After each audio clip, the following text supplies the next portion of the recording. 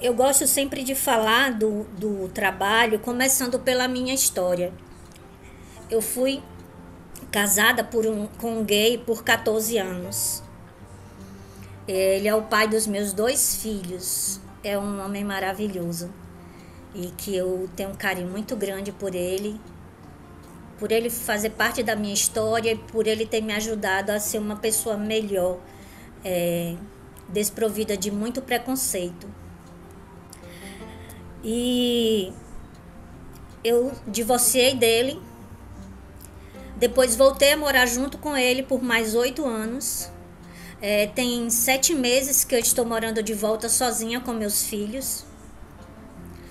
E assim eu me achava uma pessoa, uma educadora super desconstruída na questão do preconceito. Eu me achava sem preconceito. Mas é um ledo engano, é um engano que a gente tem, a gente não consegue se perceber nessa questão do preconceito. É preciso muitas vezes que o outro aponte pra gente, ou que a gente tenha uma sensibilidade emocional muito grande para se perceber preconceituoso e preconceituosa. Então, meu filho mais novo tinha 14 anos e eu sou uma mãe muito afetuosa. Eu gosto muito de abraçar, beijar, de conversar, de saber de tudo da vida deles, e eles também sabem de tudo da minha. A gente conversa muito. Assim, só corrigindo, quando eu voltei a morar com meu marido, o meu ex-marido, eu não voltei numa relação de marido e mulher, tá? Nós dividimos somente o apartamento. Era um apartamento muito grande e eu queria dar mais conforto aos meus filhos, mais qualidade de vida para eles e estar mais próximo dessa relação paterna também. Então, em setembro do ano passado, eu decidi voltar para o meu apartamento para terminar esse ciclo, essa história. E em outubro do ano passado eu mudei para essa casa que estou hoje.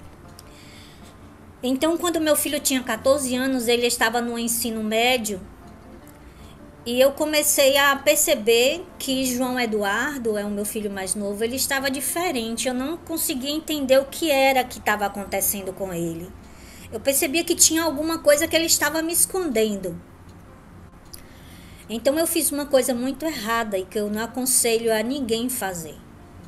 Eu peguei e quando ele saiu para uma festinha com os amigos, eu sabia que ele ia demorar. Eu peguei o iPad dele e fui futucar as redes sociais e para ver se eu achava alguma coisa no computador que eu descobrisse o que estava acontecendo. Quando eu abri o computador, estava numa conversa. E na conversa, a primeira frase que tinha era: "Oi, mozão". Aí eu, mozão, peguei e abri a foto. Isso era uma conversa de WhatsApp. Eu abri a foto e olhei. Era um colega dele da escola que eu conhecia muito bem e que tinha convivência na minha casa. E eu achei que era uma brincadeira, mas quando eu fui ler o teor da conversa, era uma conversa de 2 homens que já estavam se relacionando há bastante tempo. Aquilo eu fiquei arrasada, eu chorei, eu desabei e sofri muito e não aceitei, né? Eu não aceitei aquela sexualidade, aquela história. Por quê? Porque eu na época ainda era evangélica. Eu tinha sido mulher de um pastor evangélico da Igreja Batista em Salvador. Nós havíamos fundado uma igreja.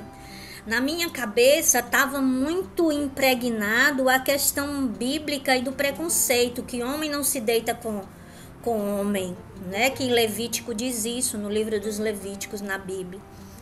Então, na minha cabeça era só preconceito. Para mim, o LGBT ia pro inferno. E eu levei 1 ano e meio sem dar mais afeto ao meu filho. Eu zerei a afetividade com ele. Eu cuidava, eu não tratava mal. Mas eu não beijava mais, eu não abraçava e ficou muito estranha a nossa relação.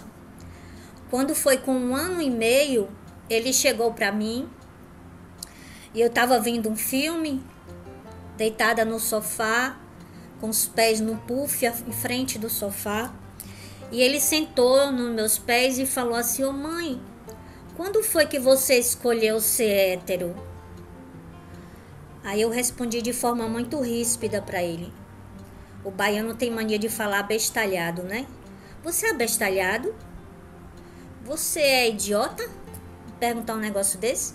Eu sempre fui hétero, eu não escolhi ser hétero. Eu nasci assim. Nesse momento ele olhou para mim dentro dos meus olhos e falou: nossa, você nasceu assim, não escolheu ser assim. Que bom.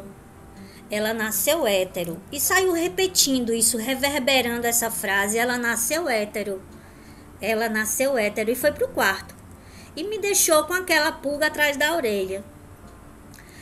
Naquela hora, na minha cabeça, veio uma ideia. Se eu não escolhi ser hétero, ele não escolheu ser gay.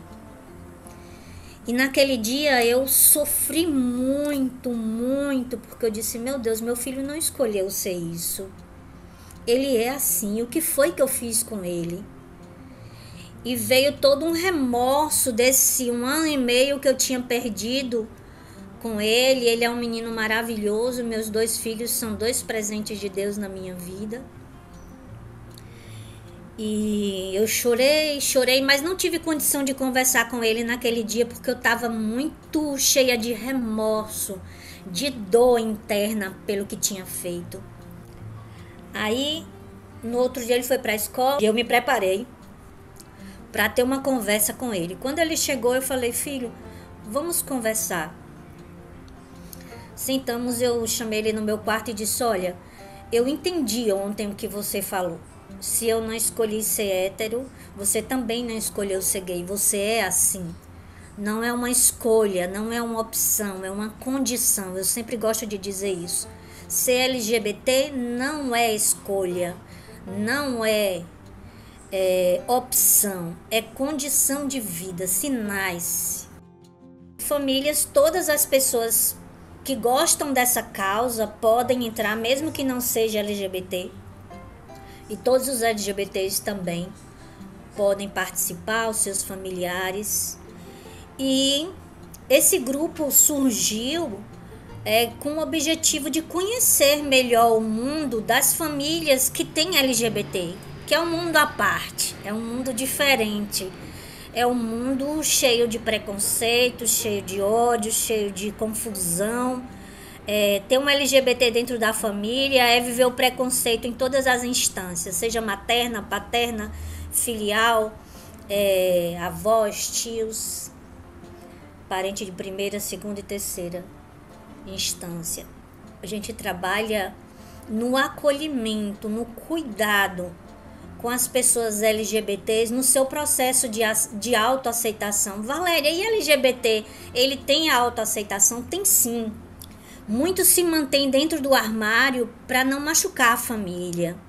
Muitos vêm para a gente sofrendo porque as famílias não aceitam, ou se a mãe aceita, o pai não aceita. Se os pais aceitam, a avó não aceita, não conta para a avó, não conta para os tios.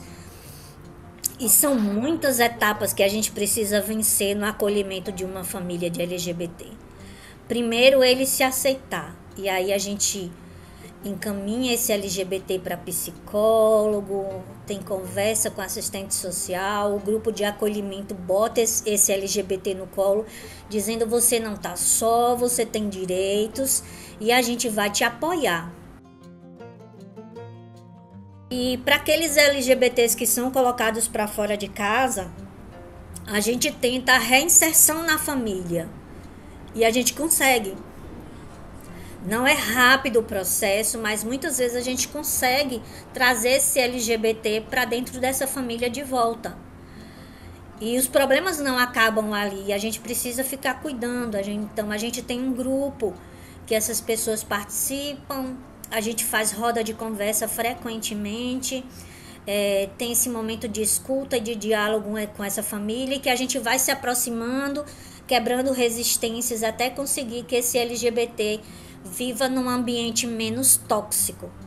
Nunca a gente consegue que uma família toda aceite em paz, tranquilo, todos, pais, avós, tios, irmãos, mas a gente empodera esse LGBT, a gente dá a ele uma visão, uma autonomia, uma capacidade de entender que as pessoas têm sua limitação e que ele também tem que respeitar, mas que ele precisa lutar para que ele tenha espaço, ele precisa se posicionar. E o trabalho é muito bonito. Essas famílias também se precisam, geralmente pai e mãe geralmente precisa de um acompanhamento psicológico também, então a gente encaminha. Nós temos parceria com a Universidade Federal da Bahia, com o Instituto de Psicologia da Universidade. Temos parceria com consultórios de psicologia também, que fazem um preço de consulta social para esses LGBTs e seus familiares. E se ele não pode pagar, a gente também consegue atendimento gratuito para esses LGBTs e seus familiares. E aí a gente vai desmistificando esse preconceito e vai minorando as dificuldades e vai melhorando essa convivência familiar. Então, para atenuar essa dificuldade, existe aqui em Salvador a Casa Aurora, que eu faço parte do grupo gestor da Casa Aurora. A Casa Aurora, ela atende 11 LGBTs que são colocados para fora de casa. E os que mais são colocados para fora de casa são as pessoas transexuais. E é uma casa que é para todos os LGBTs, não importa a sua identidade sexual e de gênero, mas o que predomina na Casa Aurora são as pessoas transexuais. Por quê? Porque o pai e a mãe, quando o filho vai fazer a resignação sexual, ele vai se apresentar com outra identidade de gênero, que não assexual. Os pais não aceitam, eles acham que perderam o filho. Por exemplo, uma mulher e se torna um homem trans. Então a mãe acha que perdeu uma filha e que não quer aquele filho, porque ela pariu, foi uma filha, ela não pariu um filho. Então é muito difícil esse processo. Meu sonho, né, e eu espero que eu não sonhe sozinha, como disse a música que eu cantei de Raul Seixas, que eu sonho junto com outras pessoas, é que a cada 2 anos a gente consiga aumentar para mais 10 integrantes na casa.